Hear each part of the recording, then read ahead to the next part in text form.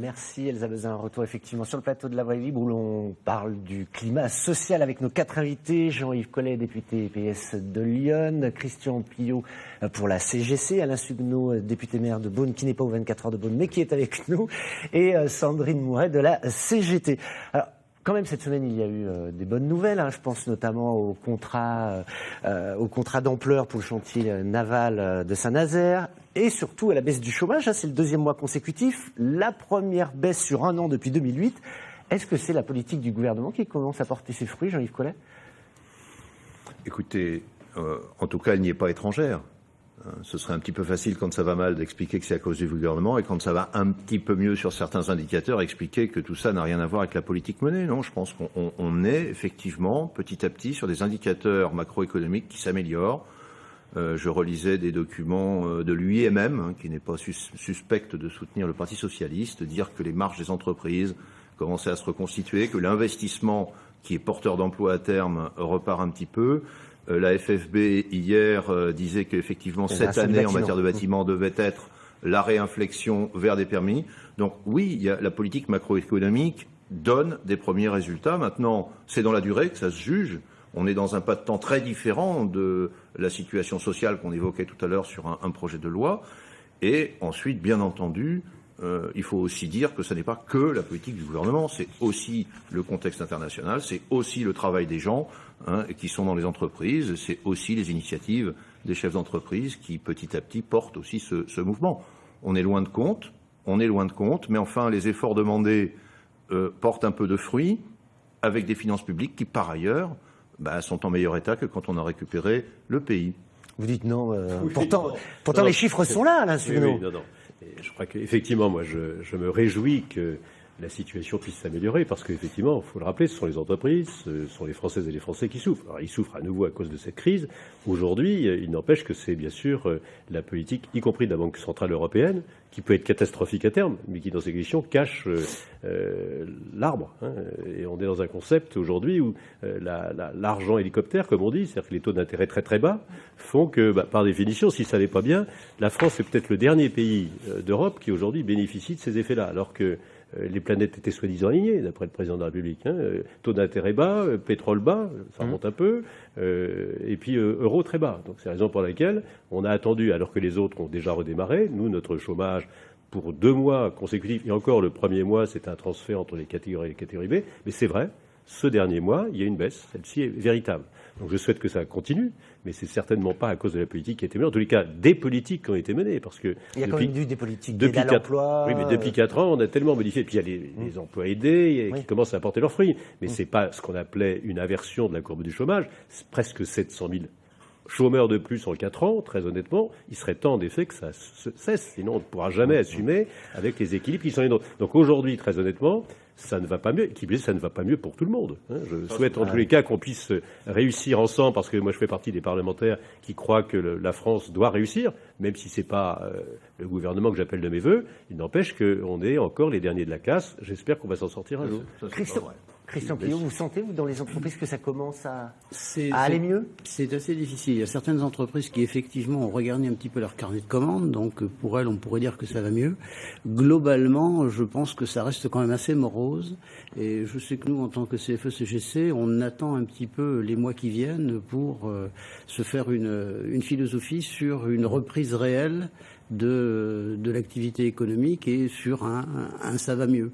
Pour l'instant, on est assez dubitatif. Ça va peut-être aller mieux. Ça va peut-être aller mieux, mais on n'en est pas encore complètement persuadé. Par contre, ce qu'on a constaté, c'est qu'effectivement, un certain nombre d'entreprises avaient bénéficié davantage de la part du gouvernement. Ce qu'on ose espérer, c'est que si effectivement le ça va mieux se concrétise, ces avantages auront une répercussion sur les salaires, parce que je pense que si les salaires augmente un petit peu, si les salariés se sentent mieux dans leur peau, je pense que la morosité ambiante disparaîtra et que l'activité économique reprendra effectivement. Alors vous me permettez une transition pour Sandrine Mouret, parce que je vous entends encore ici sur ce plateau critiquer les 40 milliards d'aides et de cadeaux aux entreprises. Finalement, ça a l'air de porter ses fruits. Je l'ai déjà dit, en Bourgogne-Franche-Comté, en 2015, les entreprises ont touché 1,2 milliard d'aides publiques sur 3 dispositifs. CICE, pacte de responsabilité et allègement de cotisation. Et en 2015, c'était 6 000 demandeurs d'emploi supplémentaires. 1,2 milliard, c'est l'équivalent du budget de la grande région Bourgogne-Franche-Comté. Donc ça peut nous interroger, ça doit interroger les salariés et nous, organisations syndicales, mais y compris les responsables politiques, où est passé cet argent?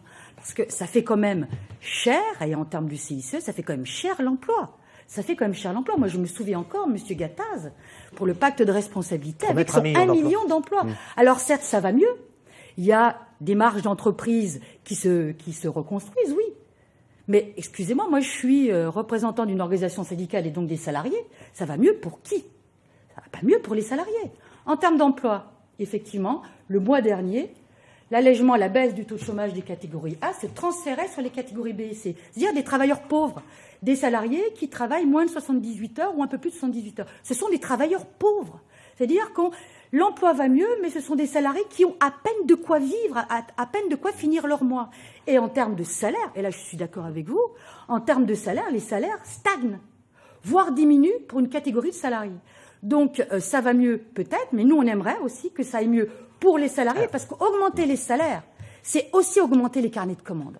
Augmenter le pouvoir d'achat, c'est augmenter la consommation, et on sait que 50% de la croissance dépend de la consommation des ménages. Donc voilà, nous, ça va mieux peut-être, mais nous, ce qu'on veut, c'est que l'argent public, faut que l'argent public qui a été distribué aux entreprises bénéficie aussi aux salariés qui créent les richesses de ce pays. Et puis ça va pas mieux pour nos agriculteurs, ça va pas mieux pour nos artisans. Donc là, on parle bien sûr de l'entreprise, mais je crois qu'il y a des secteurs entiers aujourd'hui qui vont très très mal et qui ne voient pas non plus la sortie du tunnel. Et je pense que les mesures qui sont prises ne vont pas dans ce sens-là non plus. Et malgré tout, le moral des Français est en hausse. Je ne sais pas si vous avez vu l'étude de l'INSEE, donc c'était hier, c'est l'indicateur le plus haut niveau, qui atteint son plus haut niveau, jamais atteint depuis 2007. Ils ont une très mauvaise opinion, par contre, par rapport à la situation de la France. Donc voilà. Chacun se dit, après tout, moi je m'en sors pas mal. N'oubliez pas que la France, compte tenu du statut notamment de la fonction publique, n'a pas véritablement mis en place, je sais bien que la CGT dit le contraire, mais pour le privé certainement, l'austérité, mais pour le public, il n'y a pas une véritable austérité. Donc aujourd'hui, il y a eu, le Parti socialiste dit, cet amortisseur qui permet dans ces questions, dans les situations de crise, peut-être d'éviter le pire, mais il n'empêche que pour tous les autres, aujourd'hui, c'est une catastrophe. C'est ça qui explique ce hiatus entre le fait que, finalement, le moral des Français, ça a l'air d'aller, mais ils n'ont pas confiance quand même en leur gouvernement. Mais parce que, si vous voulez, on passe notre temps comme si on était intoxiqué par des photographies à décrire des choses qui évoluent dans le temps. Ce qui vient d'être dit sur l'effet des mesures en faveur des marges des entreprises sur les salaires est exact. Il est exact que l'effet qu'on souhaite sur un renouveau des carnets de commandes et de l'activité économique, c'est aussi un effet sur les salaires et sur l'emploi. C'est évident. Simplement, on ne peut pas avoir d'œuf sans avoir de poule, si vous me permettez cette expression.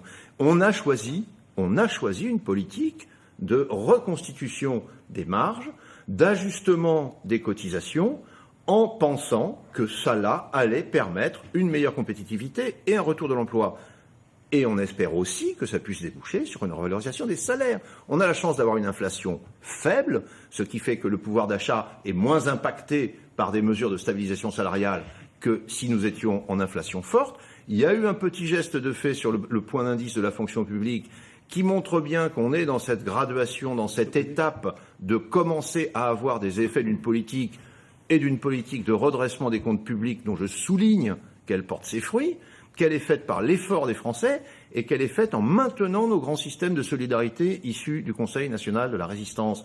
C'est cet équilibre-là qui, effectivement, peut apparaître moins chatoyant que des grands soirs ou des grands coups de barre à gauche et à droite, mais qui tient le pays. Quant à la comparaison, moi j'ai un ami qui m'a dit, tu te rends compte, en Espagne, le chômage baisse et pas chez nous. Oui, ils sont partis de 24%. Oui, mais alors, on reste dans un taux de chômage trop élevé, bien sûr. Il commence à être grignoté. Moi, vous savez, 2 mois, c'est 2 mois. J'attends sur la durée qu'on voit si on est dans une vraie dynamique. Mais je considère qu'il ne faut pas en même temps dire tout va bien. D'ailleurs, c'est pas ce que le président a dit. Ça va mieux, ça ne va pas bien. Et ça n'ira pas très bien tout de suite demain matin. Mais on peut voir si on est dans la bonne direction ou pas. Moi, c'est ce que j'espère. Sur les salaires, je crois que les perspectives ne sont pas encourageantes, puisque on voit bien, il y a les négociations annuelles obligatoires dans les entreprises du privé, et les informations qui nous remontent ne sont pas franchement encourageantes, bien au contraire. Toutes les entreprises, malgré les aides qu'elles reçoivent, malgré l'augmentation de leur taux de marge, toutes les entreprises grignotent les augmentations de salaire les grignotent. C'est la plupart du temps, les négociations annuelles obligatoires commencent sur du 0, du 0,1, du 0,2.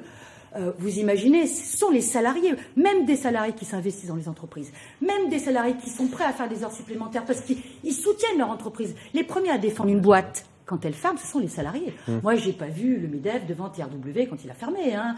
J'ai bien vu les salariés défendre leur emploi. Et donc, ce qui les exaspère, c'est qu'ils font des efforts, ils s'investissent, les salariés, ils ont une conscience professionnelle. Résultat, c'est niette sur les salaires. Et voire même, et là je reviendrai au projet de loi, eh bien, soi-disant, pour sauvegarder la compétitivité des entreprises, on va vous demander des efforts supplémentaires. Ils n'en peuvent plus, les salariés. Ils veulent avoir un retour des richesses qu'ils créent. Le vrai problème, c'est le coût du travail. Le salaire, tout le monde est d'accord pour dire qu'on peut redonner du pouvoir d'achat. Le problème, c'est les charges sociales. C'est qu'aujourd'hui, tant que le système sera aussi vicié, on parlait d'amortisseur tout à l'heure, l'amortisseur fonctionne, mais à quel prix ? Au prix, bien évidemment, des difficultés d'entreprise, et surtout, effectivement, ça bloque l'augmentation salariale. Donc il est temps qu'une alternance dans ce pays puisse dire clairement les choses, au lieu de monter des usines à gaz, y compris de distribuer 40 milliards, comme on l'a dit tout à l'heure, d'une manière un peu particulière, sans qu'il y ait véritablement un retour. Il faudrait peut-être d'une manière plus simple, décider purement et simplement de baisser ces charges et de trouver TVA sociale ou de trouver les moyens de financer ça. En 20 secondes, M. Pillot, ce sera vous qui aurez le mot de conclusion. Qu'est-ce qui fait que ça ira mieux vraiment ? En quelques secondes. Je pense les salaires ? Alors, je dirais si l'ensemble des salariés retrouvent du pouvoir d'achat, comme le disait Madame, il est clair que le pouvoir d'achat et la consommation en général a une part importante dans la situation économique du pays.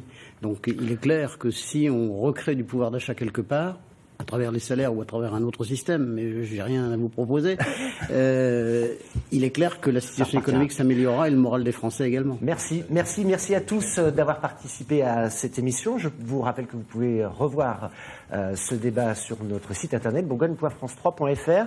La semaine prochaine, nous vous proposerons une émission en commun avec France 3 Franche-Comté dès 11h, une émission qui sera consacrée à la répartition des rôles entre Dijon et Besançon, puisque vous le savez, le Conseil régional doit rendre son avis d'ici le 24 juin, notamment sur l'emplacement de l'hôtel de région.